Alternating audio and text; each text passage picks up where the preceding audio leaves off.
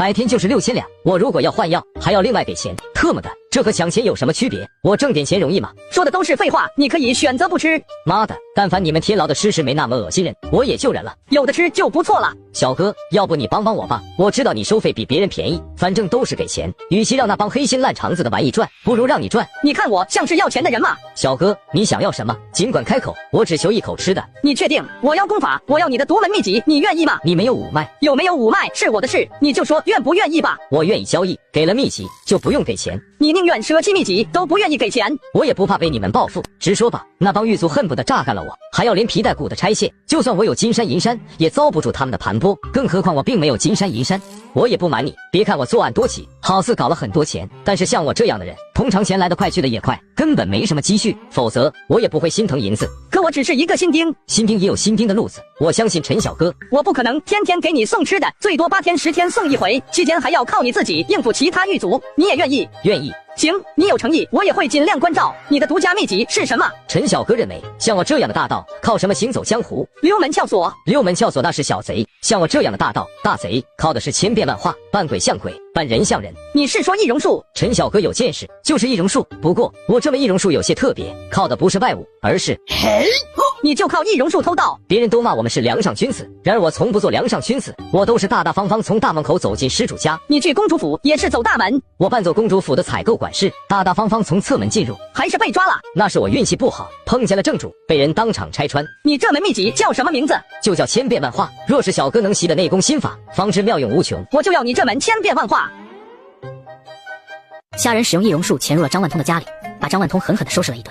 张万通那厮越来越过分了，晚归晚，以前好歹还守在纸坊，今儿个从早上起就没见人。你猜他去了哪里？他跑到甲字号大牢舔别人的屁股沟子，哼，就他还想调入甲字号大牢当差，也不瞧瞧他一个文盲，大字不识一个，怎么和那帮官老爷打交道？什么时候狱卒当差还要识字？以前没有这个规矩，甲乙丙3个字号的狱卒都是一群不识字的大老粗，也不耽误当差。不知道是哪一年改了规矩，据说是有个落马的大官临死前留了张要命的字条，狱卒不识字，当场毁了字条。自那以后，进入甲字号大牢当差都要识字。其实按你的条件，你完全可以进入甲字号大牢，不过你是新人，不懂规矩，贸然进入甲字号大牢当差，就怕一个不小心丢了性命。大头哥说的对，我还有很多不懂的地方，还要跟着大头哥多多学习。其实甲字号大牢也就那样，虽然待遇更高一些，但是风险也大。那些犯官别看今日落难，说不定哪天就起复，官复原职，这差不好当啊，还不如咱们丙字号自在，不用担心得罪谁。大头哥太有见地了，果然是这个理。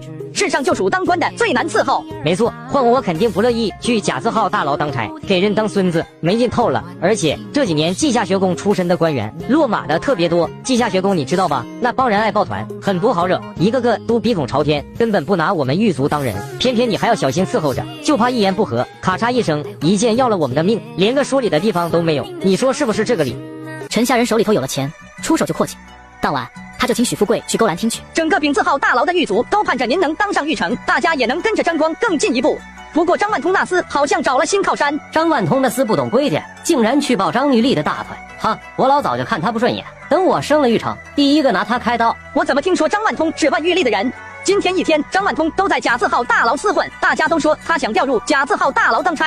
毕竟那边游说组还能跟当官的打交道。什么？你确定？我不知道啊，我也是道听途说。许叔你也知道，狱卒嘴里什么乱七八糟的消息都有，我也分不清哪句真哪句假。不过张万通今天一天都在甲字号大牢厮混，倒是真的。听说今天一天输了不少钱，往天输钱他都臭着一张脸，今天倒是怪了，输了钱他还笑。许叔你说他笑什么？他还能笑什么？特么的，这个王八蛋！家人你很好，这个消息很及时，这个消息对许叔有用就好。许叔玉成一事没问题吧？凡事事在人为，你放心，许叔会记得你的好，有许叔一口吃的，就少不了你的好处。以后你多留意狱卒之间的谈话，像这次张万通的消息就很有用。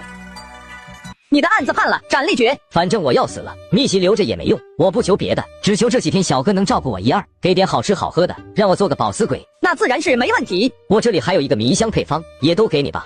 陈小哥放心，这个配方干净的很，不是用在那个事情上，属于杀人越货必备品。我是狱卒，不杀人也不越货。总之有备无患，反正我要死了，这些都是独家配方，跟我一起进了棺材怪可惜的。算了，我就承你的好意。我好歹也是2本院校毕业，专业成绩常年稳居前5%，这辈子竟然成了半文盲。读了几年书，能读书识字，衙门文书工作也能胜任，却看不懂升天路。不行，必须得尽快想法子攻克升天路。姐姐的公爹苏大成有个堂兄弟，办了一间私塾，人称苏夫子。第2日临近午时，陈哈人提着一块五花肉来到苏夫子家。来就来嘛，还这么客气，让师母见笑了。我来拜见夫子，总不好意思空着手来。没什么不好意思，夫子在书房，你自去，我去给你们炒2个下酒菜，一会你们边吃边聊。生肉了，生肉了，眼皮子浅的玩意，平日里是没给你吃吗？滚滚滚，别耽误老娘做事。这俏妇人可惜长了一张嘴。陈官楼在书房见到苏夫子，他把升天路的顺序打乱，随即抽取4个字请教苏夫子。苏夫子见他还愿意做学问，很是高兴，很用心地为他答疑解惑，并告诉这些字的出处。听说你顶替父职，去了天牢当差，本以为你从此从事建业，忘了学问，如今你肯来请教，老夫很高兴。学海无涯，你身在天牢还不忘学习，甚好。将来有机会，还是要尽早跳出天牢这个坑，莫要蹉跎了。多谢夫子教诲，我家的情况夫子也清楚，为了讨口饭吃，天牢也挺好的。你当年读书要是肯多用点功，未必不能考取功名。你要赚钱，大可以去找个商行做事，犯不着去天牢。商行讨生活，在世人眼中也是建业，同是建业，天牢少了许多麻烦，没那么多人情世故，相对而言还是天牢好些。我知道夫子关心我，只是我如今已经进了天牢，一天是狱卒，就要当好一天的差。至于将来的事情，将来再说。虾人买了一套首饰，金耳环、金手镯、金项链、金戒指，另外买了几斤肉，提着一壶酒上苏家看望姐姐。虾人来了，还带这么多东西，留下一起吃晚饭吧。我要是吃了晚饭，苏老婆子又得唠叨好几天，大姐耳边又不得清闲，不了，我晚上还要去值班。你买的酒菜就该留下来吃饭，别跟他客气，你越是客气，他越是得寸进尺。姐，你知道我的脾气，我不耐烦应酬，下次我一定留下来。姐，你先别忙活，你看这是什么？弟弟我如今有钱，特意给你置办的。天啦，你哪来的钱？你干什么呢？你可不能乱来啊！姐，这些钱来路光明正大，你不用担心我。天牢每个月除了固定的薪水，还有奖金，奖金才是大头。我一个人生活又没什么开销，几个月下来攒了点钱，想着大姐身上连一件像样的首饰都没有，就替你置办一套。你送我这些，我也带不出去。我穿金戴银，婆母一件像样首饰都没有，光是邻里的口水都能淹死我。这些首饰在我手里怕是保不住。难不成苏老婆子还敢抢儿媳妇娘家送的首饰不成？抢倒是不会抢，就是话里话外能将人搓磨死。他要想带，找苏大成要去，凭什么盯着儿媳妇的私房？姐，你别怕，大胆的带。不了，不能给自己找麻烦，更不能给你找麻烦。这些首饰你都拿回去，以后全当聘礼。不行，这是送给你的，哪有拿回去的道理？大不了你收藏起来，拿来压箱底。姐夫2兄弟迟早要分家。再说了，大姐，你手头上也需要攒一点私房。你养我这么多年，现在轮到弟弟，我给你撑腰，你别怕。有你这番话，这些年的苦没白吃。行，我听你的。首饰用来压箱底，以防万一，每件首饰我都打上特殊印记。拥有这个标记的首饰，天下间唯有大姐。他日若是有人胡说八道，这就是证据。你想的倒是周到，不怕1万，就怕万一。这一日是陈官楼照例去请教苏夫子，顺路买了几个烧饼带去。倒是难为你想的周到，今儿的中午饭有了，就怕夫子嫌弃没有酒肉。他也不想想，一家子这么多张嘴吃饭，他挣的那点束修能吃个饱饭就不错了，还想顿顿酒肉，美得他。都怪我来得匆忙，错过了肉摊。我这就去买几斤肉回来，一定要让夫子吃好喝好。哪需要你亲自跑一趟，交2个小的去路口赊1斤回来。不用赊账，赊账岂不是丢夫子的脸面？陈虾人当场数了5000银子交给苏师母，对方心满意足，才肯放过他。以后苏夫子这里是不能来了，来一回就得被苏师母嫌弃一回。我又不犯贱，世上有学问的人何其多也。以后还是去平江侯府私塾请教杜夫子吧。这天下了班，虾人刚走出衙门，迎面走来一个娇俏的姑娘，正是刘管事家的小丫鬟秀娟。我等你好长时间，你怎么来了？陈小哥，我家老爷请你过府喝酒，之前去了你家递帖子，只可惜你人不在。你是说刘管事请我喝酒？对啊，这刘管事怎会请我喝酒？为何不能请你喝酒？你有什么疑问，见了我家老爷，当面问他不就行了？时辰不早，我家老爷正在府中等候，快随我走吧。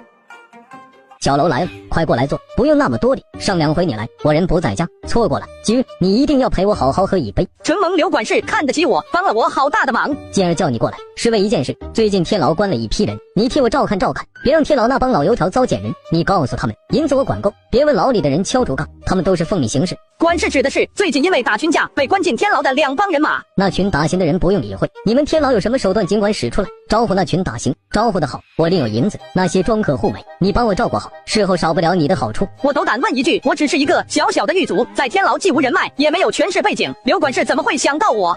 还有侯府怎么会和这帮打群架的庄客护卫扯上关系？刚才你要是满口答应下来，我倒是不敢将事情交给你办。不瞒你说，天牢上面的人该打点的我都会打点到位。不过天牢那地方，你身在其中比我更清楚。正所谓阎王好见小鬼难缠，你们狱卒则目前来说，我只信得过你。你帮我照顾那些人，需要花钱的地方，你只管说一声，定不会让你白忙活。至于侯府为什么会牵扯其中，你了解2帮人马打架的缘故吗？眼下疆土势大，吴姓地主分明是仗着疆土的势胡作非为，强抢良田。